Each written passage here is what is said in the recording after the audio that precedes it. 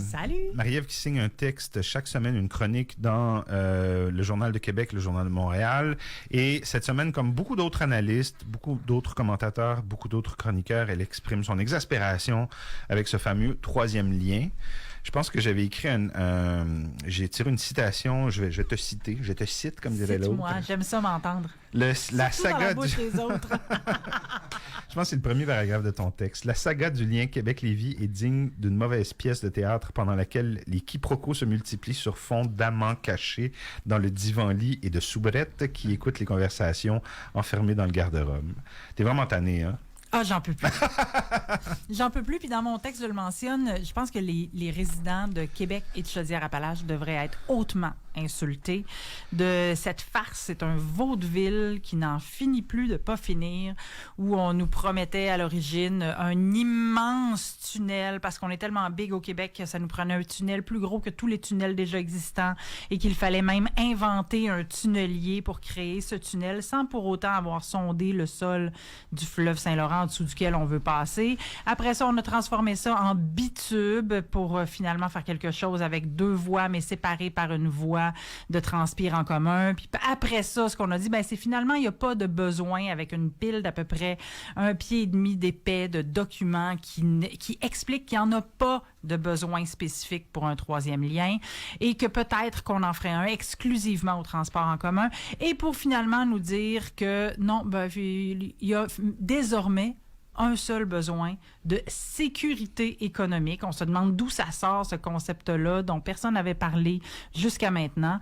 Et comment allons-nous réaliser cette promesse pour essayer de remporter une nouvelle élection, qu'on essaie d'acheter finalement les votes de Québec et de Chaudière-Appalaches en disant aux gens, on va faire un concours international, comme si les Pomerleau et Canam de ce monde et autres grands ingénieurs québécois n'étaient pas capables de réaliser un projet pour nous, parce qu'on est tellement un grand peuple qu'on a besoin que des étrangers viennent chez nous réaliser un projet pour lequel on n'a ni études fondées, ni processus qui est crédible, ni démonstration du besoin.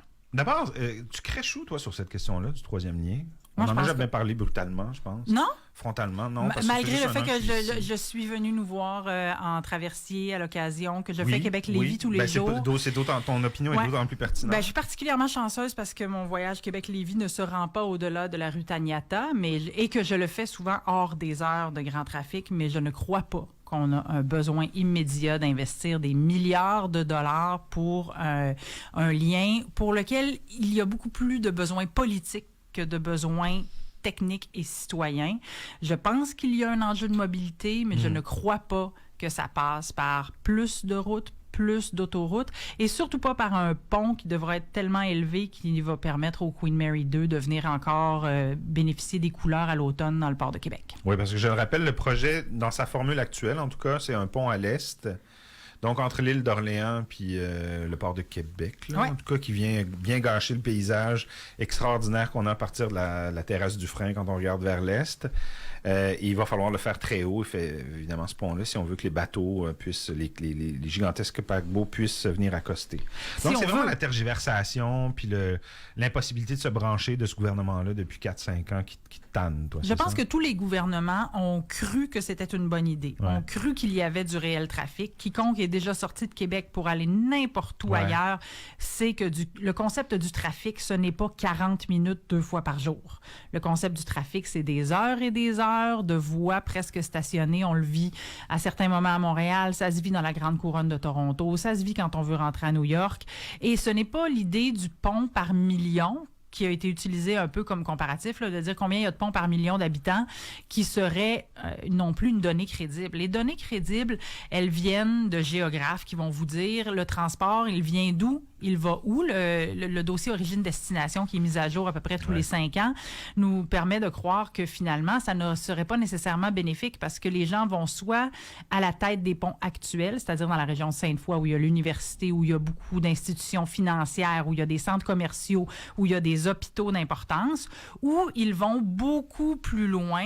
Et s'ils vont beaucoup plus loin, même s'ils voulaient passer par l'Est, ils vont devoir faire un immense détour et le goulot d'étranglement se trouverait quand même entre Taniata et l'entrée de Lévis, donc la route du président Kennedy, qu'il faudrait, elle, élargir ou même aller un petit peu plus loin. Puis là, on avait, je sais pas si tu te souviens de ça, mais il y a eu le dossier d'un éventuel port méthanier pour Rabaska. Et ce dossier-là avait déterminé, entre autres, qu'il y avait des terres humides, qu'il y avait des difficultés de construction, qu'il y avait des endroits sensibles de manière, du point de vue de l'environnement. Et là, moi, c'est la tactique qui m'énerve. La tactique de dire, on va faire un appel d'intérêt international. On n'a même pas réussi à démontrer qu'il y avait un besoin réel ici. Si le gouvernement dit « nous avons une vision d'avenir, nous croyons que c'est essentiel », mais qu'on le porte, ce dossier-là, puis qu'on le démontre, puis qu'on dise « voici combien ça va valoir en milliards de dollars à ce jour », et les coûts ont probablement doublé depuis qu'on a commencé à en parler il y a 4, 5, 6 ans. Et la démonstration n'est pas toujours là.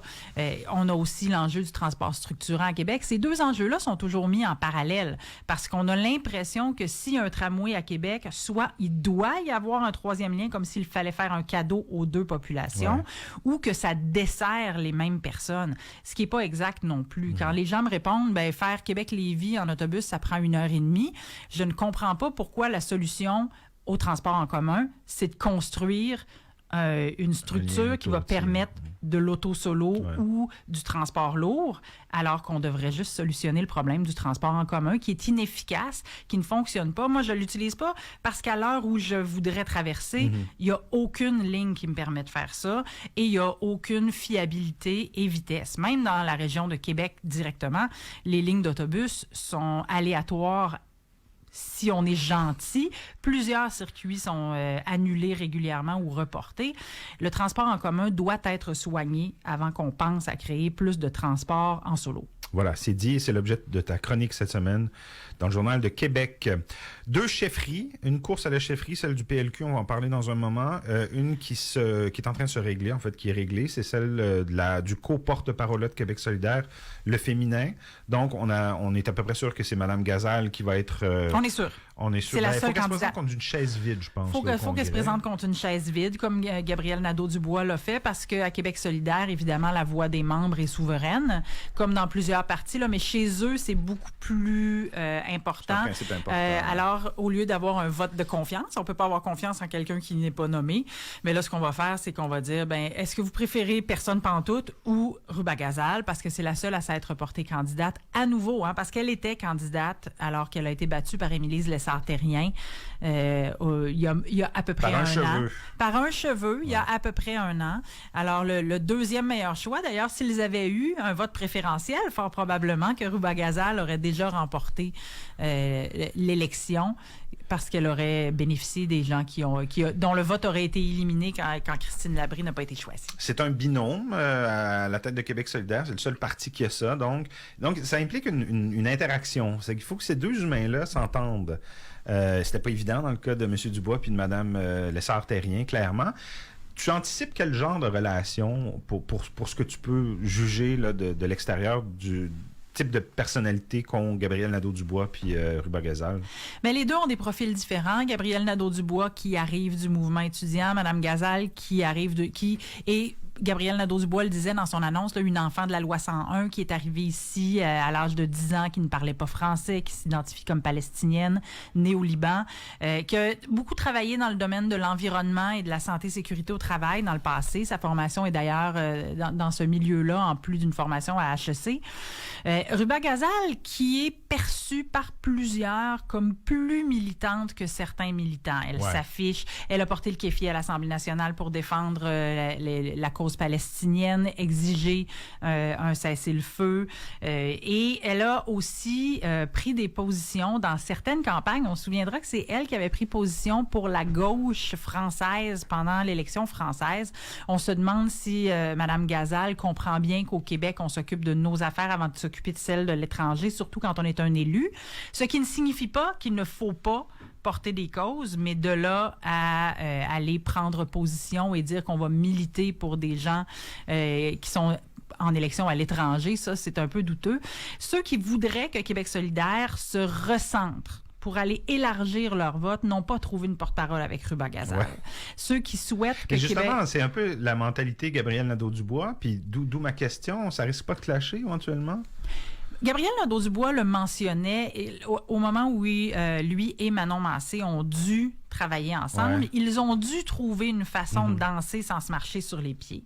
Et de plus en plus, les observateurs trouvent que Gabriel Nadeau-Dubois, finalement, devient un petit peu plus corporatif, se rapproche d'un modéré, d'un centriste pour essayer d'aller élargir le pouvoir de Québec solidaire.